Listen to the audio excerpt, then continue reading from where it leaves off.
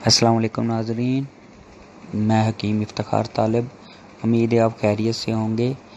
آج میں آپ کو بتاؤں گا دیسی گھی کے حیران کن فوائد جو ہر عمر کے لوگوں کے لیے بہترین ہیں اور یکساں فوائد کے حامل ہیں۔ میرے ساتھ رہیے گا، انشاءاللہ تعالی آپ کو میں ساری ڈیٹیل کے ساتھ بتاؤں گا۔ آپ کو پتہ بھی چل جائے گا کہ دیسی گھی کے کیا کیا فوائد ہوتے ہیں۔ آج کل ہمارے گھروں میں اکثر جو کھانا پکتا ہے وہ کوکنگ آئل میں پکتا ہے، مگر گھی وہ چیز ہے جو دہائیوں سے استعمال ہو رہی تھی، مگر ہم نے اس کو چھوڑ دیا۔ کھانے کا مزہ بھی زیادہ تر گھی کے ساتھ آتا تھا۔ دیسی گھی کی سب سے بڑی یہ خوبی ہوتی ہے کہ یہ مکھن کی شفاف شکل ہوتی ہے، اس میں سے پانی اور دودھ کے ٹھوس اجزاء کو نکال دیا گیا ہوتا ہے۔ نقطہ دار اور ہموار مواد بچ جاتا ہے جو کہ صحت کے لیے بہت فائدہ مند ہوتا ہے۔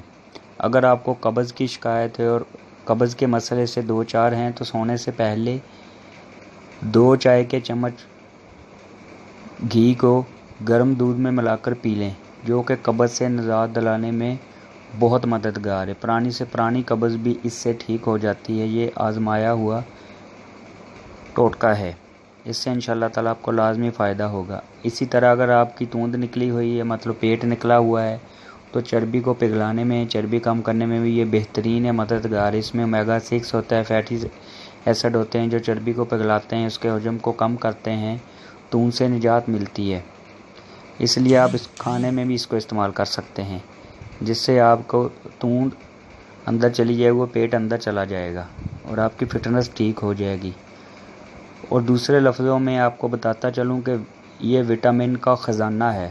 اس میں ہر قسم کے وٹامنز پائے جاتے ہیں۔ ہڈیوں، جلد اور جسمانی دفاع نظام کو بہتر بنانے کے لیے اس میں وٹامن اے ہوتا ہے، وٹامن ڈی ہوتا ہے، کیلشیم جذب کرنے میں یہ مدد کرتا ہے، وٹامن ای ہوتا ہے جو آنکھوں اور دماغ کے لیے بہت زیادہ فائدہ مند ہے۔ اسی طرح وٹامن کے جو خون کو پتلا رکھنے میں مددگار ہے۔ انشاءاللہ تعالیٰ آپ کو یہ میرا مضمون لازمی پسند آیا ہوگا۔ اگر آپ کو پسند آیا اس کو شیئر اور لائک لازمی کریں، اور مزید معلومات کے لیے کمنٹس کریں تاکہ میں آپ کو اس پہ جواب دے سکوں۔ اور اس کو استعمال کرنے سے پہلے اپنے والد سے لازمی مشورہ کر لیں۔ اللہ تعالیٰ آپ کو صحت و تندرستی دے۔ دعاؤں میں یاد رکھیے گا۔ اللہ حافظ۔